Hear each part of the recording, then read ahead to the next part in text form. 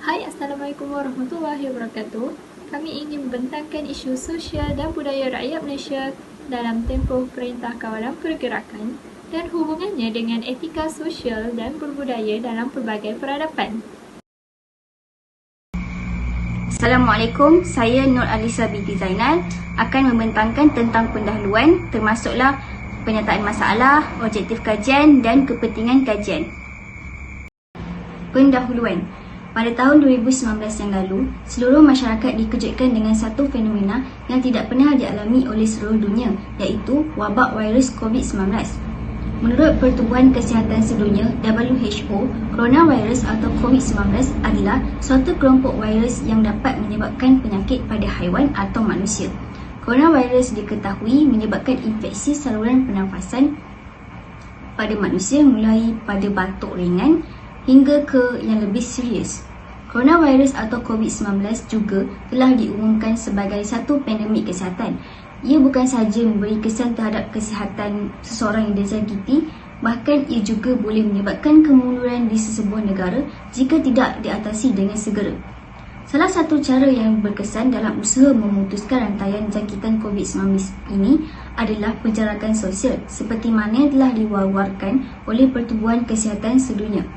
Sehubungan dengan itu, Kerajaan Malaysia telah mengambil tindakan pencegahan awal COVID-19 dengan melaksanakan Perintah Kawalan Pergerakan atau disebut juga sebagai Movement Control Order dalam beberapa peringkat. Perintah Kawalan Pergerakan ini melingkungi larangan menyeluruh pergerakan dan perhimpunan ramai di seluruh negara termasuk aktiviti-aktiviti keagamaan, sukan, sosial dan budaya. Seterusnya, penyataan masalah.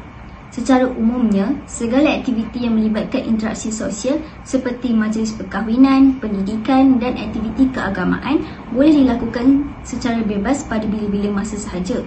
Namun begitu, dalam tempoh Perintah Kawalan Pergerakan ini, segala aktiviti yang dijalankan mestilah mengikut prosedur operasi standard SOP yang telah ditetapkan. Misalnya, mengehadkan bilangan tetamu dalam sesama majlis, memakai pelitup muka di dalam dan di luar bangunan, dan melakukan kelas secara atas talian bagi setiap pelajar baik di universiti maupun di sekolah. Aktiviti sosial maupun budaya yang diamalkan dalam kalangan rakyat Malaysia menjadi terbatas demi usaha bersama untuk melawan penularan wabak COVID-19. Oleh yang demikian, gaya hidup rakyat Malaysia kini telah banyak mengalami perubahan seiring dengan kemunculan wabak COVID-19 ini. Kanak-kanak dan remaja pada masa kini juga mengalami perubahan gaya hidup yang ketara ekoran daripada pelaksanaan Perintah Kawalan Pergerakan PKP ini. Jika Perintah Kawalan Pergerakan ini terus berlarutan, ia pasti akan memberi kesan negatif kepada kemakmuran masyarakat. Kesan utama yang akan dihadapi oleh masyarakat adalah dari segi psikologi dan mental. Masyarakat pasti akan merasa tertekan apabila berada dalam rumah dalam jangka masa yang lama tanpa mendapat sumber keuangan yang mencukupi. Di samping itu, ekonomi negara juga turut terjejas apabila wujudnya wabak penyakit yang berluasa ini. Antaranya ialah penurunan nilai kadar ringgit Malaysia dan penurunan keluaran dalam negara kasar. Bagi para pekerja pula, mereka terpaksa bekerja secara bergila-gila. Maka dengan itu, pendapatan bulanan mereka pasti akan menjadi berkurangan. Objektif kajian. Objektif yang dapat diperoleh berdasarkan kajian ini antaranya ialah dapat membincangkan pengertian etika, sosial dan budaya serta Perintah Kawalan Pergerakan PKP. Seterusnya, memahami impak Perintah Kawalan Pergerakan PKP terhadap hubungan etika sosial dan budaya. Selain itu, menganalisis isu sosial dan budaya masyarakat Malaysia semasa Perintah Kawalan Pergerakan PKP dalam pelbagai aspek. Di samping itu, mengenal pasti langkah-langkah penyelesaian terhadap etika bersosial dan berbudaya dalam pelbagai peradaban semasa Perintah Kawalan Pergerakan PKP. Akhirnya, membentangkan idea untuk mengelakkan terjadinya Perintah Kawalan Pergerakan PKP di masa hadapan dan cadangan aktiviti yang boleh dilakukan sepanjang Perintah Kawalan Pergerakan PKP berlangsung. Kepentingan kajian. Kajian ini bertujuan untuk mengenal pasti isu sosial dan budaya rakyat Malaysia dalam tempoh Perintah Kawalan Pergerakan dan hubungannya dengan etika bersosial dan budaya dalam pelbagai peradaban. Sehubungan dengan itu, terdapat kepentingan-kepentingan yang diperoleh melalui kajian ini. Antaranya ialah rakyat Malaysia akan lebih peka terhadap kesan virus COVID-19 terhadap kesihatan seseorang individu. Apabila mereka peka akan hal ini, sudah pasti mereka akan cuba untuk menjaga kebersihan diri seperti yang disarankan dalam agama Islam. Kepentingan seterusnya adalah masyarakat boleh mengambil langkah awal untuk mengelakkan diri daripada terjangkiti virus COVID-19 ini, seperti mengikuti saranan kerajaan untuk sentiasa menjaga penjarakan sosial dan mengamalkan amalan kebersihan diri. Dengan cara ini, virus COVID-19 ini dapat dielakkan daripada menjangkiti orang ramai di sekeliling kita. Selain itu, masyarakat pasti akan menjadi selesa dan terbiasa dengan norma baharu yang dilaksanakan. Antara norma baharu yang diperkenalkan oleh kerajaan adalah melakukan aktiviti seharian secara atas talian, sentiasa memakai pelitup muka walaupun berada di mana saja, sentiasa mencuci tangan dengan cara yang betul dan menjaga penjarakan sosial lebih-lebih lagi apabila berada di tempat atau lokasi yang sesak. Di samping itu, rakyat Malaysia dapat memahami dan mengenal pasti pengertian etika sosial dan budaya dengan lebih teliti dan mendalam. Dengan cara itu, mereka pasti akan memelihara dan menjaga etika sosial dan budaya walaupun berada dalam perintah kawalan pergerakan. Akhir sekali, masyarakat di Malaysia juga dapat mengetahui betapa pentingnya etika bersosial dan berbudaya sepanjang tempoh perintah kawalan pergerakan ini. Hal ini demikian kerana pelbagai aktiviti masih dapat dijalankan walaupun ianya hanya dilakukan secara atas talian seperti melakukan bacaan Yasin beramai-ramai secara atas talian. Saya Nur Akila binti Abdul Halim akan meneruskan perbincangan tentang definisi etika sosial dan budaya dan yang kedua tempoh perintah kawalan pergerakan iaitu PKP. Apakah itu etika? Etika itu berasal dari perkataan ethos iaitu daripada bahasa Greek yang membawa maksud perangai atau kepribadian. Ia juga merupakan satu sistem yang melibatkan akhlak, adat, tingkah laku dan kesusilaan. Menurut Islam pula, etika merujuk kepada tingkah laku yang betul berasaskan kitab suci Al-Quran dan juga ketakwaan kepada Allah Subhanahu Wa Taala. Etika juga adalah satu daripada 8 dari cabang falsafah iaitu cabang dari ilmu kemanusiaan atau dikenali sebagai humaniora. Etika ini wujud daripada sifat kemanusiaan yang mendalam. Etika sosial pula bergantung kepada kemampuan seseorang individu untuk memahami bahawa setiap tindakan mempunyai akibat yang mempengaruhi kualiti dan nilai kehidupan mereka. Seterusnya, apakah yang dimaksudkan dengan sosial budaya? Sosial budaya adalah amalan dalam bentuk gaya hidup dan peradaban bagi sesuatu masyarakat yang lahir dalam pegangan kecenderungan diri bermasyarakat dalam mencorakkan pembangunan sosial kehidupan. Sehubungan dengan itu, terdapat kepelbagaian dalam kalangan penduduk yang telah mewujudkan bermacam-macam budaya dan amalan yang menjadi pegangan dalam kehidupan mereka di Malaysia. Negara kita mempunyai pelbagai bangsa dan didominisasikan dalam 3 kelompok iaitu kelompok Melayu, Cina dan India. Ketiga-tiga rumpun bangsa ini beramal dengan kepercayaan dan budaya yang berbeza. Namun, kepelbagaian budaya tidak menghalang mereka untuk tinggal dalam sebuah negara yang harmoni di bawah naungan dan kepimpinan yang sama. Poin saya seterusnya adalah tentang tempoh perintah kawalan pergerakan PKP.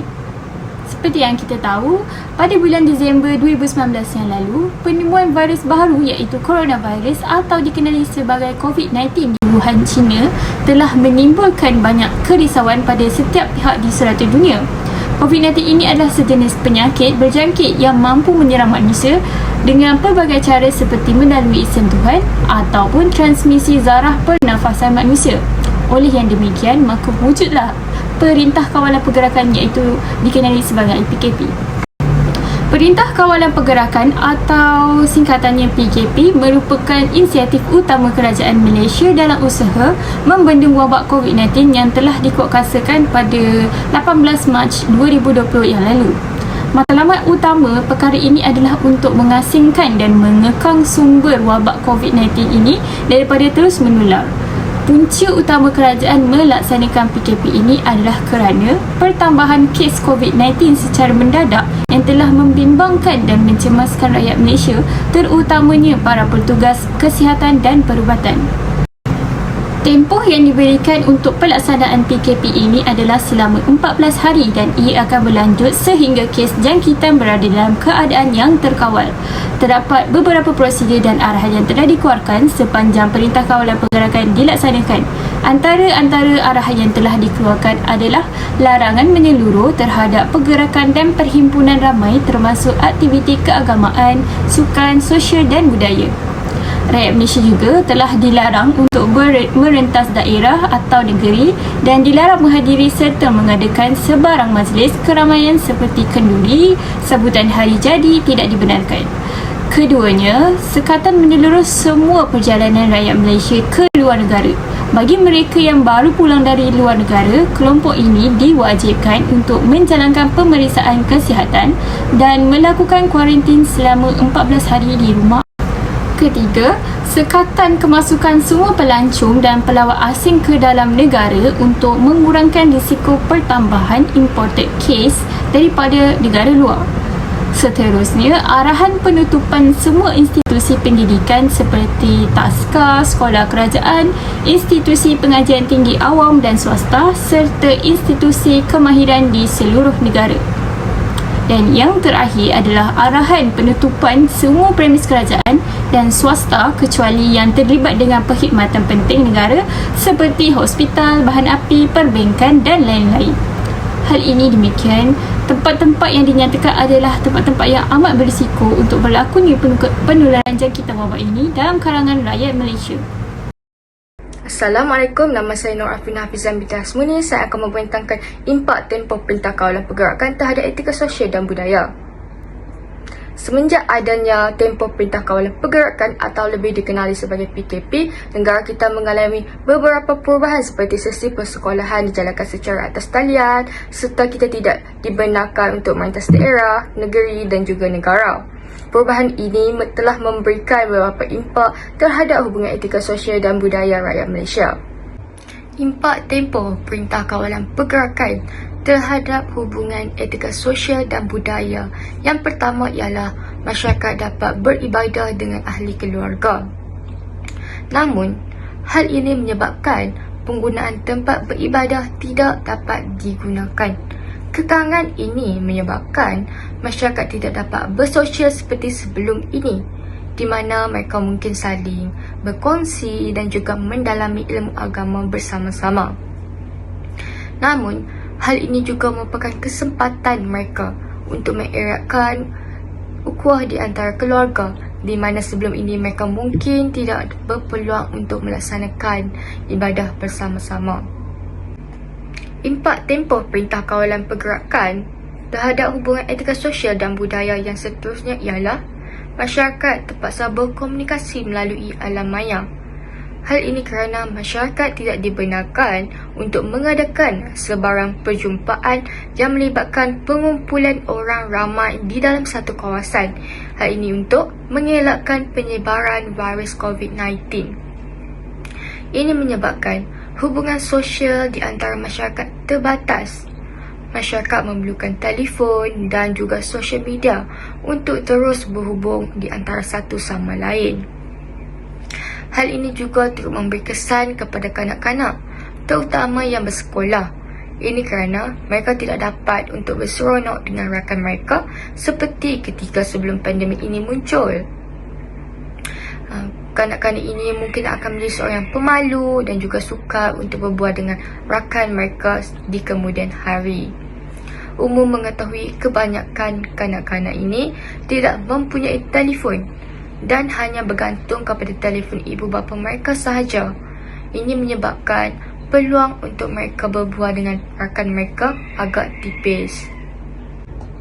Tempoh Perintah Kawalan Pergerakan ini turut memberi kesan terhadap pendidikan, di mana pembelajaran dijalankan secara atas talian. Hal ini memberi kesan terhadap semua pihak, sama ada pihak institusi, pelajar ataupun ibu bapa. Namun hal ini memberikan kesan positif terhadap pelajar terutama yang masih bersekolah rendah maupun menengah. Mereka akan lebih handal dalam menggunakan teknologi.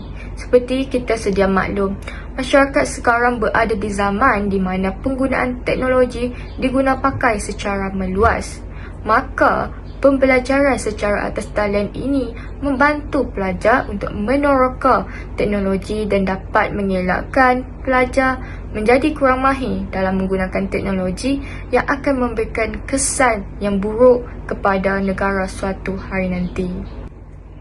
Akhir sekali, impak tempoh Perintah Kawalan Pergerakan terhadap hubungan etika sosial dan budaya ialah masalah kesihatan mental terjejas. Umum mengetahui kesihatan mental amatlah penting dan harus dijaga. Seandainya kesihatan mental seseorang itu terjejas, ia akan mendorong seseorang itu untuk melakukan perkara yang tidak diingini seperti cubaan bunuh diri dan juga penderaan. Terdapat beberapa faktor yang menyumbangkan kepada hal ini berlaku semasa tempoh Perintah Kawalan Pergerakan.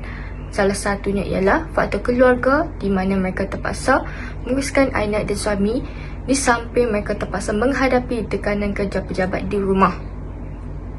Tambahan lagi apabila anak mereka meragam dan mereka terpaksa menyiapkan kerja dalam jangka masa yang singkat.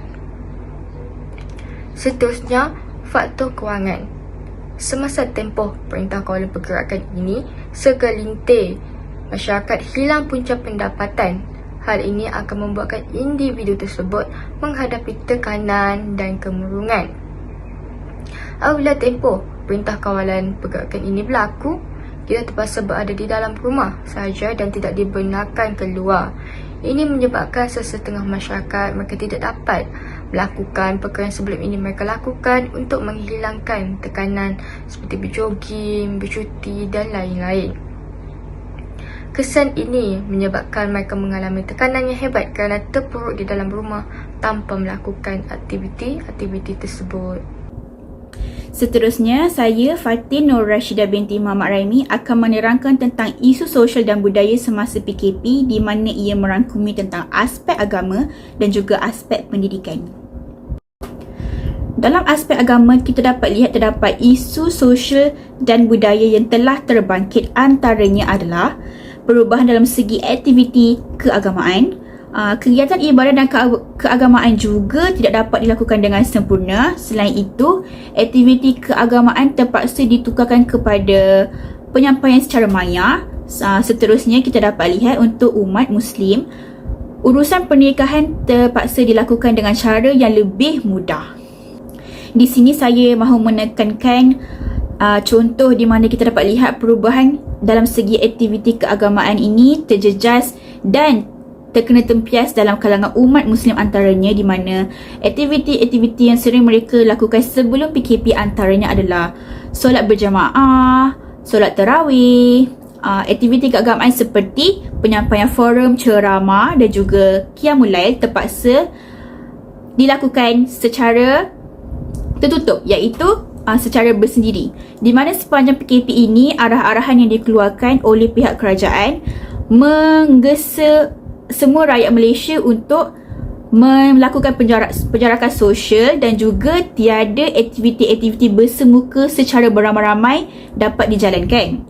Seterusnya, untuk urusan pernikahan, sebelum ini kita dapat lihat urusan pernikahan ini dilakukan secara melibatkan beberapa pihak, antaranya adalah pihak pengantin itu sendiri, iaitu pengantin lelaki, pengantin perempuan dan juga orang yang menguruskan pernikahan itu seperti Tok Kadi. Tetapi apabila terjadinya PKP ini, urusan-urusan tersebut terpaksa dilakukan secara online, iaitu secara atas talian. Kita dapat lihat contoh-contoh yang telah dipaparkan dalam media sosial. Ada antara mereka yang menjalankan urusan pernikahan ini secara online, iaitu secara Google Meet, secara Zoom ataupun platform-platform yang lain yang membolehkan urusan itu menampakkan pihak pengantin itu dan juga pihak yang menguruskan akad itu sendiri. Seterusnya, menyentuh kepada aspek pendidikan. Antara isu sosial dan budaya yang terbangkit semasa PKP ini antaranya adalah intipati teknologi maklumat dalam sektor pendidikan. Dalam isu ini, perkara ini terpaksa diaplikasikan dalam kalangan pelajar dan juga guru, di mana penggunaan alternatif PBK iaitu pembelajaran berbantukan komputer memberikan harapan dan sinar baru buat para pelajar, sama ada para pelajar menengah, para pelajar rendah dan juga pelajar dalam institusi pengajian tinggi. Seterusnya, sesi pembelajaran dilakukan secara maya, di mana dalam isu ini sebelum PKP semua pelajar pergi ke kelas, iaitu pembelajaran mereka dijalankan secara bersemuka bersama guru-guru ataupun para pensyarah. Tetapi apabila terjadi PKP ini, mereka terpaksa menjalankan semua aktiviti pembelajaran dan pengajaran iaitu PDP secara atas talian.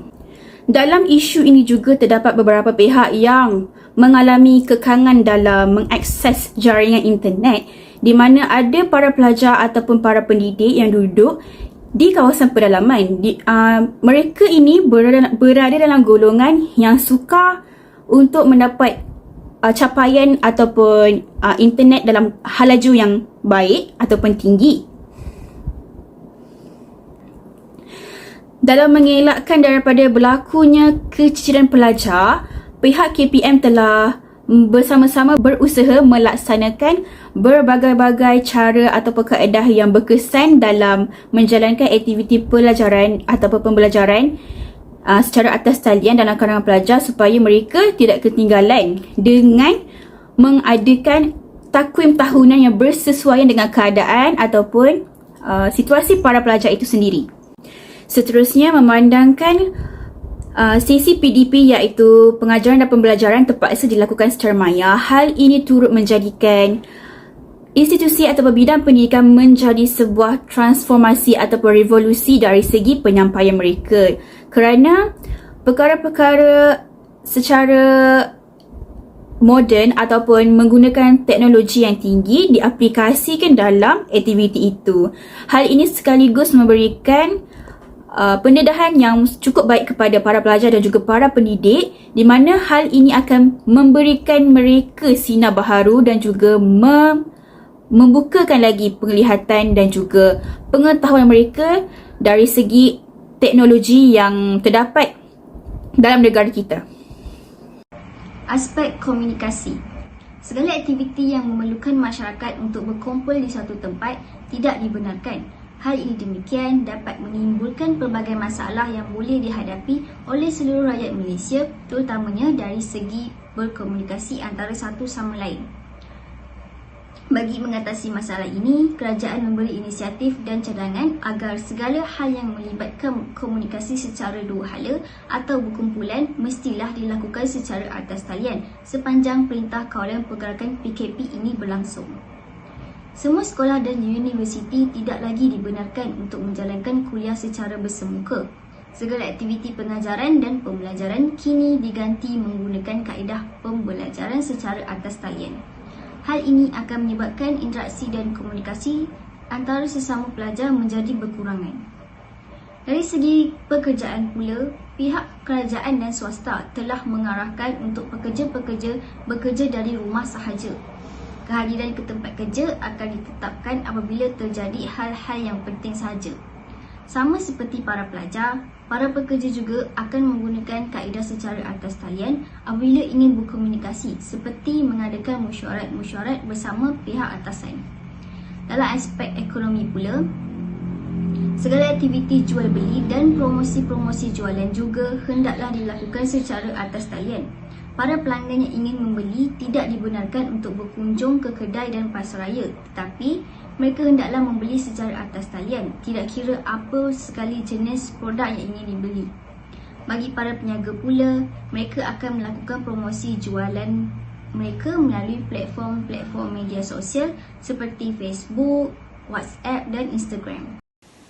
Hai, Assalamualaikum warahmatullahi wabarakatuh. Saya Fatina binti Muhammad Rais ingin membentangkan langkah-langkah penyelesaian terhadap etika bersosial dan berbudaya dalam berbagai peradaban.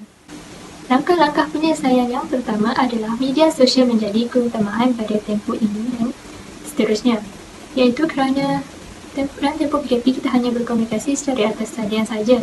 Kaedah berkomunikasi secara bersemuka adalah sangat-sangat terbatas.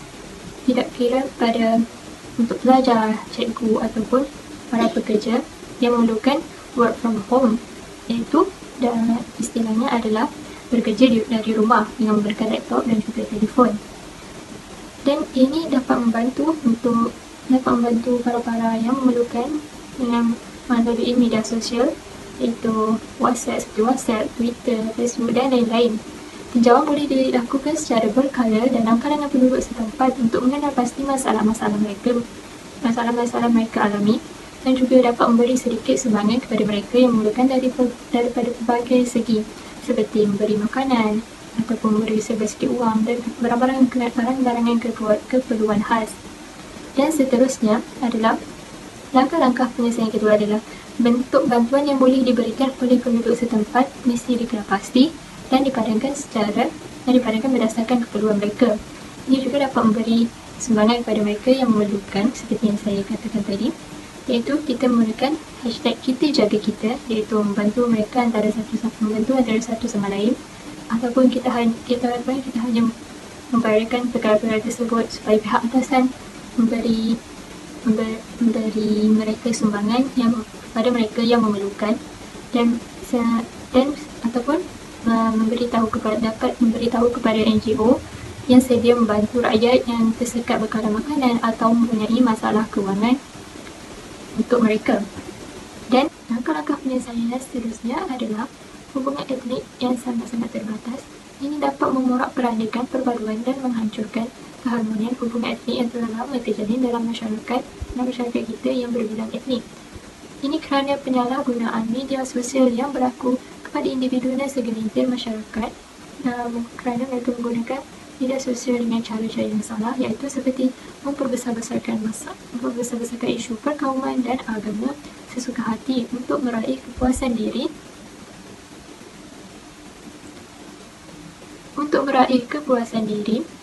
serta mereka ingin menyebarkan fitnah untuk mempengaruhi masyarakat ini terhadap kerajaan ataupun terhadap individu masing-masing antara individu atau satu sama lain. Ini tidak sepatutnya berlaku. Seterusnya adalah kesimpulan dan cadangan. Natijahnya, tempoh PKP ini memberi banyak pengajaran kepada kita supaya dapat mengubah diri kita menjadi insan yang lebih baik dan sentiasa merendahkan diri. Kita juga dapat melihat kerjasama yang jitu daripada masyarakat yang berbilang kaum dalam menghadapi pandemik COVID-19 ini. Ini kerana mereka membantu antara satu sama lain dengan memberi pelbagai jenis bantuan untuk mereka, tidak mengira kaum, kerana ia dapat mengeratkan silaturahim antara satu sama lain. Seterusnya adalah cadangan aktiviti yang boleh dilaksanakan oleh masyarakat dalam meneruskan kegiatan sosial dan budaya semasa tempoh PKP ini adalah seperti meluangkan masa bersama keluarga dan pihak juga institusi yang bertanggungjawab boleh mengadakan aktiviti-aktiviti yang menarik boleh menggalakkan penyertaan orang ramai. Dan sekian, terima kasih.